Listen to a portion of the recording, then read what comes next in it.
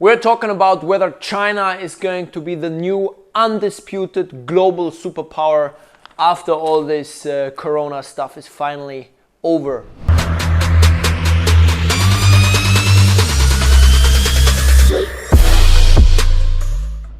And of course it's not all black and white, right? It's never just black and white.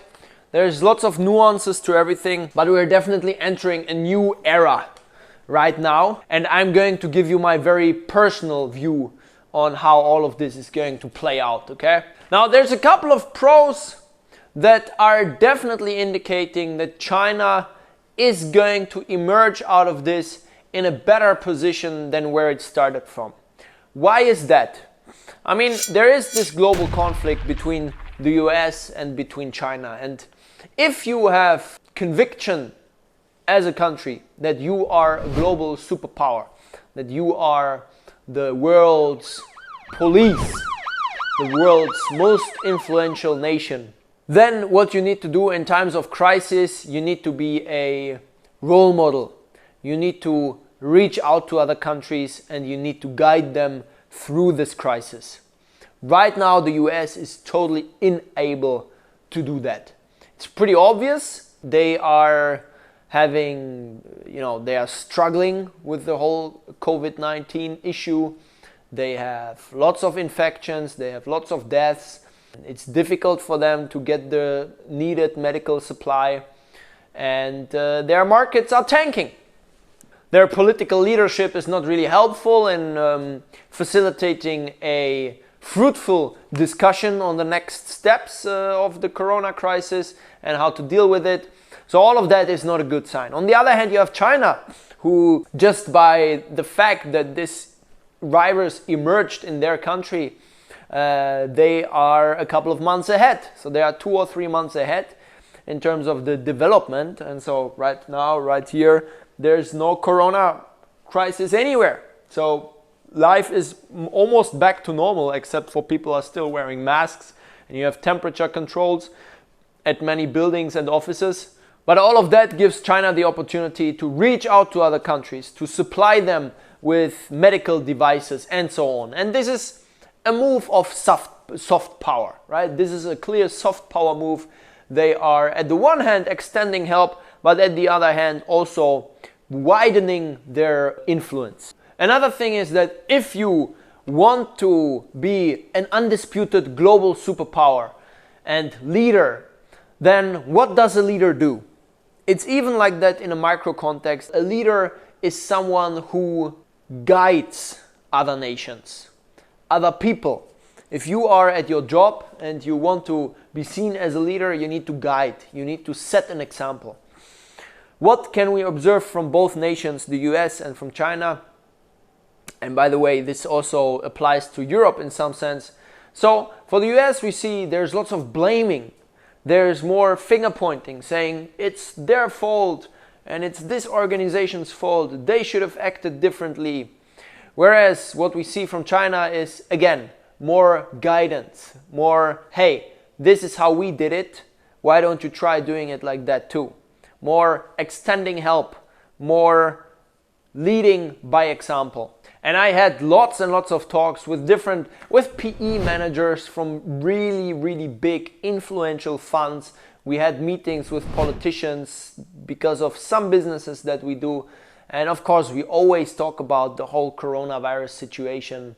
And most of them, whether they are foreigners or they are Chinese, have the same impression that right now the US is not seen as the global superpower that is able to guide the other nations into the right direction. It's more like we are first trying to clean our own room because it's freaking messy. And then at some point, I don't know, we don't even care about the other rooms, the other nations. But we need to we need to settle our own bullshit here. Whereas China right now is at a point where their room is perfectly clean and they can start helping the other rooms getting cleaner also.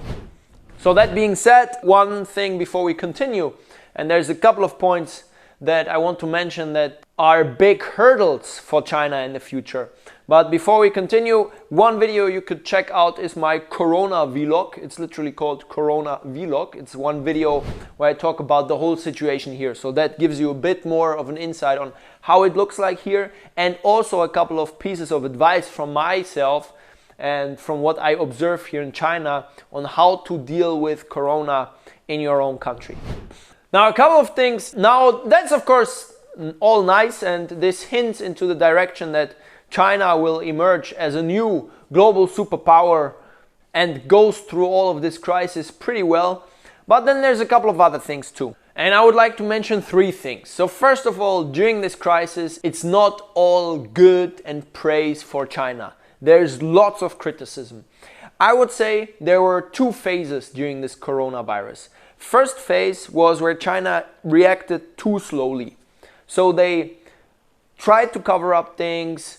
They were not as transparent as it might have been necessary, and slowed things down unnecessarily. And then there was the second phase where China was super efficient, super fast, and super rigorous.